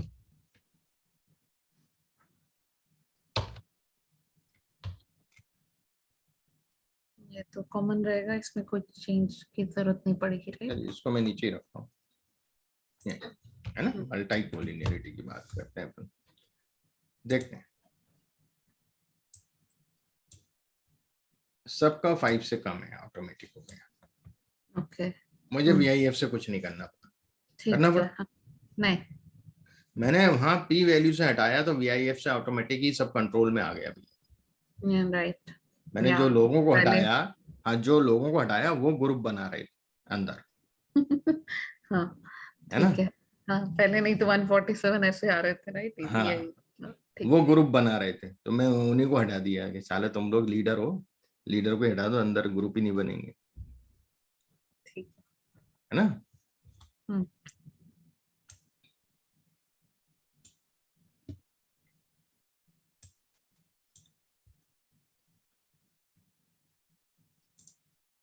हम जब हम लोग BBA कर रहे थे 90s की बात, हमारे प्रिंसिपल थे doctor Stanislaus Paul, was very very intellectual person. वो मार्केटिंग मैनेजमेंट सब हमें पढ़ाते थे। तो वो बोले कि if you want to be a good manager तो कहना आपको अंग्रेजों की नीति आनी चाहिए, फुट डालो राज करो। आप एम्प्लॉय को एक मत कभी भी मत होने दो एकजुट, क्या उनको आपस में भिड़ा के रखो। तो आपको कंपनी की हर इंफॉर्मेशन आप तक पहुंचती रहेगी कि अंदर क्या हो रहा है ऑर्गेनाइजेशन में, ठीक है ना। क्योंकि आपने फूड डाल रखी है तो ये भी बताएगा आके, वो भी बताएगा आके, ठीक है ना। 2 खेमे बना दो, 3 खेमे बना दो ऐसे, और आप अच्छे से राज कर पाओ, क्योंकि आपको कंपनी की हर वीकनेस का पता चलेगा, हर स्ट्रेंथ का पता चलेगा, अंतर जो इंटरनल होती है ह्यूमन रिसोर्सेज से रिलेटेड जो भी है ना। तो आप अच्छे से कंपनी को मैनेज कर पाओगे। तो यही चीज यहाँ पे लागू होती है कि पहले अपन भैया जो सिग्निफिकेंट आ रहा है ना इनको हटाओ, लीडरों को पहले हटा दो, आप आपस का तालमेल फिर बाद में देख लेंगे जो होगा, उनमें फूड बाद में डाल लेंगे, ठीक है ना। तो पहले तो हमने शुरू में ही छटनी कर दी कि हमने उस तरह के लोगों को ही हटा दिया। Got it? तो ये यहाँ पे रहता। तो यहाँ तक समझ में आ गया, मॉडल बन गया हमें। अब मॉडल फिट देखें, फार्मूला फिट। मॉडल तो बन गया, आपका फाइनल मॉडल क्या बना है ये मैं बताता हूँ आपको। देखिएगा, आपके फाइनल मॉडल में जो वेरिएबल बच रहे हैं, आपके पास कितने वेरिएबल थे पहले? 12 कितने थे? 17 थे? 12 नहीं, फिट 17। में 12। अच्छा हाँ, अर्ली ट्रेन में 17। 17 में एक तो टारगेट था, एक आपका आईडी था। आईडी आपने हटाई दिया था, आईडी तो लेती नहीं है, और एक टारगेट वेरिएबल। तो आपके पास कितने वेरिएबल थे इंडिपेंडेंट? 17 में से 2 गए, 15 थे। कितने थे? 15 थे ना इंडिपेंडेंट वेरिएबल्स। हाँ। 15 में से कितने बचे? 12 एलिमेंट से, मतलब इंटरसेप्ट को मिला के तो 11 बचे। ठीक, गिन लीजिए, 1 2 3 4 5 6 7 8 9 8 9 बचे। 9 बचे, वो एलिमेंट बता रहा है, एलिमेंट में ये भी काउंट हो रहा है। ठीक है, ऐसे देखिए ना, तो एलिमेंट में ये सब काउंट हो रहा है। तो 9 अपने पास बचे out of 15। Got it? Out of 15 9 variable बचे, अपना मॉडल बन गया अच्छा खासा। ये बीटा 0 हो गया, ये बीटा 1 हो गया, ये बीटा 2 हो गया, ये बीटा 3 हो गया। Okay, got it? Okay sir. अब इसका फॉर्मूला कैसा बनेगा ये देखते हैं। देखिएगा, फॉर्मूला इन द सेंस ये ऐसा लिखा हुआ नहीं देता जैसा मैंने आपको लिख के बताया था। ये बताता है ये आपका टारगेट वेरिएबल है, ये सब पूरे वेरिएबल दे देगा जो थे 15 नहीं 16 आईडी मिला के। फिर इसके बाद हटा रहा है कि कौन कौन से हटाए हमने। आईडी हटाया, ये सब हटाए हुए वेरिएबल बता रहा है, ये हटाए अपन ने, माइनस किए। तो एक्चुअली एक्चुअल फार्मूला नहीं बता रहा है, इसके हेल्प से हम फार्मूला बना सकते हैं। है ना भाई? ये नहीं लेंगे जो वेरिएबल है इसमें माइनस किए हैं, बाकी के वेरिएबल ले लेंगे, beta 0 and this all. Got it? ये एक प्रकार से हमारा मॉडल बन गया। अब मॉडल हमारा तैयार है। अब हमें इसको पहले तो भाई चेक करें यार अपने लेवल पे, हैं? पहले आप कुछ बनाते हैं, स्पेशल रेसिपी बनाते हैं, तो आप चम्मच से लेकर के खुद थोड़ा सा ऐसा चेक करते हैं, टेस्ट करते हैं कि नहीं करते? बताइए। मेहमान जब आए होते हैं, नमक सही है या नहीं है, शक्कर सही है या नहीं है, खुद ही टेस्ट करते हैं ना। तो पहले अपन ट्रेनिंग डेटा से इसको टेस्ट करेंगे। Got it? ठीक है। तो फंक्शन है प्रेडिक्ट, है ना, प्रेडिक्शन। प्रेडिक्टिव मॉडल है, तो भाई प्रेडिक्टिव तो करेंगे। मॉडल क्या है? फिट। हम किस में डेटा डालेंगे? फिट में डालेंगे। Fit is our model. आप समझ लो कि फिट एक मॉडल है, एक मशीन है, हमने बना ली। अब उसमें हम डेटा डालेंगे और देखेंगे क्या आउटपुट देता है। Got it? हमारे पास एक्चुअल आउटपुट भी वाई पड़ा हुआ है, सबका इंटरेस्ट रेट पहले से भी है ना? पूरे 1745 ऑब्जर्वेशन का हमारे पास वाई है, पर ये हमें क्या देगा? वाई कैप देगा। समझ में आ रहा है?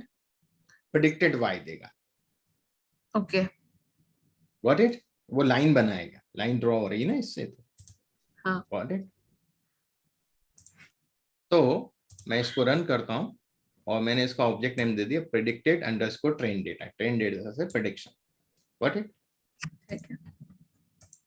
अब मैं आपको बताता हूं कि जो मेरे पास एक्चुअल इंटरेस्ट रेट है उसमें टॉप 6 ऑब्जर्वेशन क्या है ना? टॉप 6 इंटरेस्ट रेट है मेरे पास। पहला इंटरेस्ट रेट एक्चुअल में 13.48% है, दूसरा 17.77% है, तीसरा 15.81 है, 10.65 है, 17.27 है, 4.0। मैं बता देता हूँ इधर, आपको देखिएगा interest rate 13.48। Got it? This समझ में आ रहा है? सो ये हेड वाला फंक्शन सिर्फ 6 देता है क्या? हाँ 6। आप बढ़ा सकते हैं, इसमें ब्रैकेट में बढ़ा दें संख्या, 10 चाहे तो 10 लिख सकते हैं कॉमा करके। अच्छा, बाय डिफॉल्ट 6 देता है। अब 10 लिख देंगे, 10 दे। मैं खाली समझने के लिए अपन 6 ही लेते हैं ना वैल्यू, समझ शुरू की वैल्यू देख के समझ। हाँ। अब मैं जो प्रेडिक्शन में आया टॉप 6 का, उनका प्रेडिक्शन देखता हूँ क्या है। भाई ये तो 6 की एक्चुअल वैल्यू मिल गई मुझे। हाँ। और मेरी प्रेडिक्शन में क्या दे रहा है, मुझे थोड़ा सा एक आइडिया लग जाएगा ना यार कि प्रेडिक्शन क्या आ रहा है ना। हाँ। तो मैंने ये देखा, तो ये एक्चुअली वो इंडेक्स नंबर बता रहा है, इंडेक्स वैल्यू बता रहा है 975 710। Got it. तो इससे कोई लेना देना नहीं है हमारा। Got it. टॉप के वो 5 6 का बता रहा है। ये वैल्यू है प्रिडिक्टेड वाई के, है ना। ओके। प्रिडिक्टेड इंटरेस्ट रेट, हमारा मॉडल जो प्रिडिक्ट कर रहा है इंटरेस्ट रेट वो ये कर रहा है। एक्चुअल में 13.48 है, हमारा मॉडल बोलता है कि 12.28 होना चाहिए, क्योंकि ये लीनियर मॉडल है। मैं आपको बताता हूँ।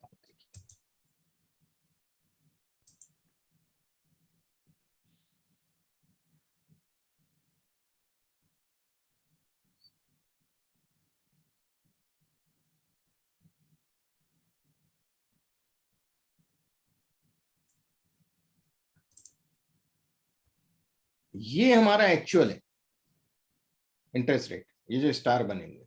व्हाट इट, देखना है आपको। Yeah.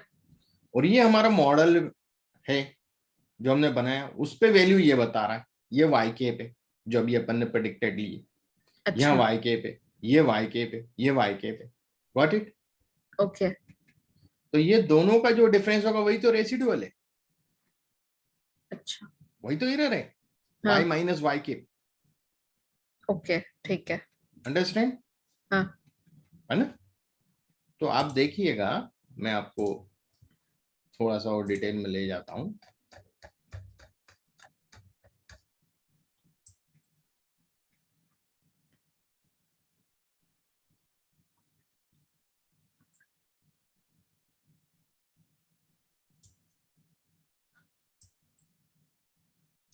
यहाँ रेसिड्यूल क्या था भाई, 0.9.37 मिनिमम, और मैक्सिमम था 9.39। मैक्सिमम 18 पहला है। मॉडल का, पहला मॉडल जो हमने बनाया था, याद रखिएगा फिगर 9 पॉइंट समथिंग है दोनों जगह, माइनस में प्लस में, है ना। 9.37 9.39। हाँ। है ना। अब मैं आपको लास्ट मॉडल का दिखाता हूँ।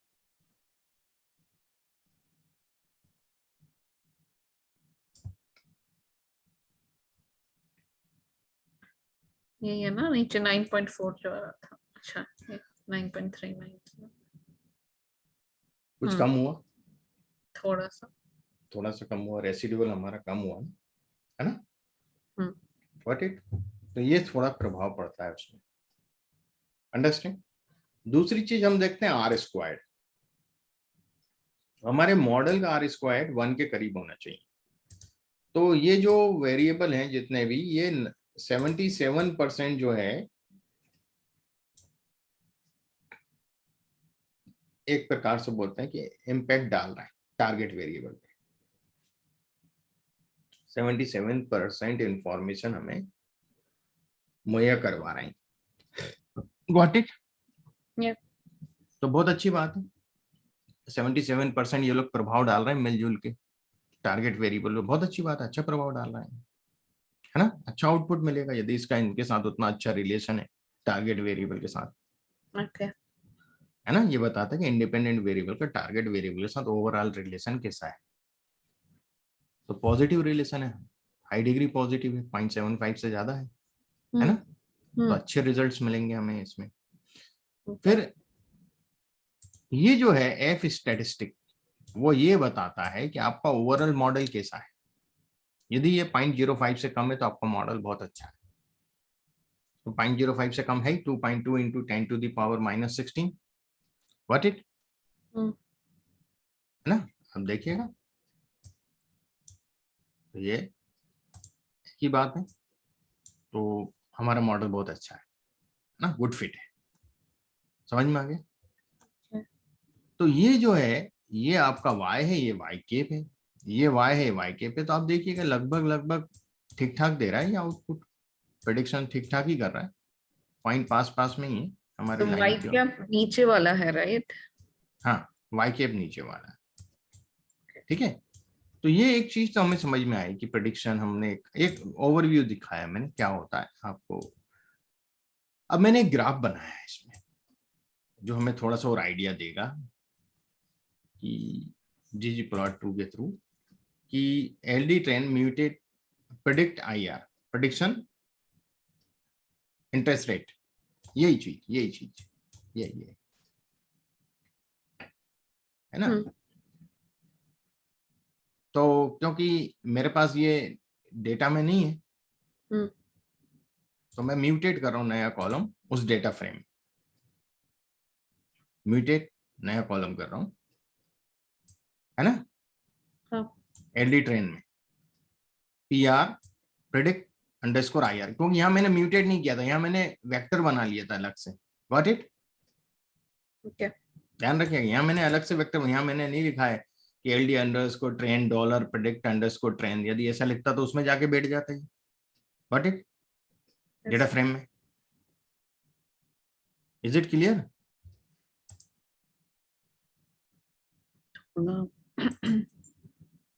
है ना। तो हम क्या करेंगे कि चलिए अब आप लोगों को भी संगीता को भी जाना है तो मैं खाली अब इसको अपन कल देखेंगे, इस चीज को मैं यहाँ से एक्सप्लेन करूंगा कल, ठीक है। फिर हम इस मॉडल की ट्यूनिंग करेंगे और इसको अच्छा करने की कोशिश करेंगे। बट इट ओके, ठीक है सर।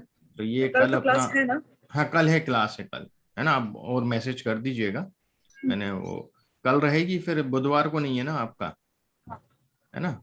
और उनको बता दिया उसी हिसाब से मैंने जो आपने बोला। तो आपने शायद थर्सडे लिए क्लास या फ्राइडे लिए, थर्सडे लिए ट्यूसडे और देन थर्सडे, शायद थर्सडे है ना? हाँ हाँ, थर्सडे है इसके बाद, थर्सडे है ना, फिर फ्राइडे सैटरडे नहीं है आपका, ठीक है। ओके, ठीक है। तो आप और मैसेज कर दीजिएगा, कल क्लास रहेगी, कल अपना ये फिनिश हो जाएगा।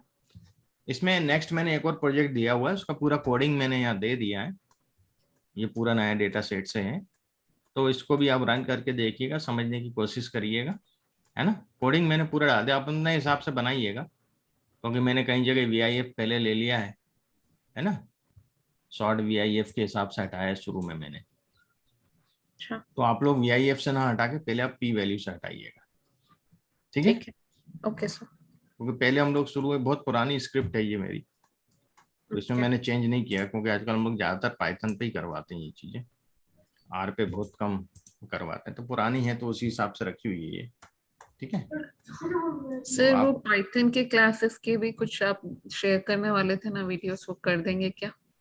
पाइथन पाइथन अभी के किया कहाँ है? अभी किया कहाँ अपन ने? नहीं किया है, लेकिन मेरे मैंने को एक सिंपल लीनियर रिग्रेशन का है मेरा, मैं आपको भेज देता हूँ, है ना। वो R पे भी है और पाइथन पे भी है, दोनों पे, है ना, कैसे करेंगे उसको। और बाकी अभी अपना मैं पाइथन के लिए आपको दूसरे बैच में स्विच कर दूंगा बाद में, है ना, तो क्योंकि उनके साथ पाइथन कर लेना, ठीक है। अभी चल रहा है क्या आपका पाइथन का क्लास? नहीं अभी नहीं चल रहा, अभी वहां भी R ही चल रहा है, अच्छा, बाद पाइथन चालू होगा वहाँ। तो आप मुझे भी स्विच कर दीजिएगा, मुझे कंसेप्ट एटलीस्ट पता चले क्या है पाइथन। ठीक है ना। Okay sir. तो ये समझ में आ गया यहाँ तक आपको आज इतना। तो अब अपन ट्यूनिंग वगैरह देखेंगे कल, इसका इवेल्युएशन देखेंगे कैसे होता है, मॉडल प्रिपरेशन तो समझ में आ गया कि मॉडल कैसे बनता है, ठीक है। ठीक। Okay, okay thanks everyone. Thank you thank sir. You sir, happy teachers day once again. Okay thanks.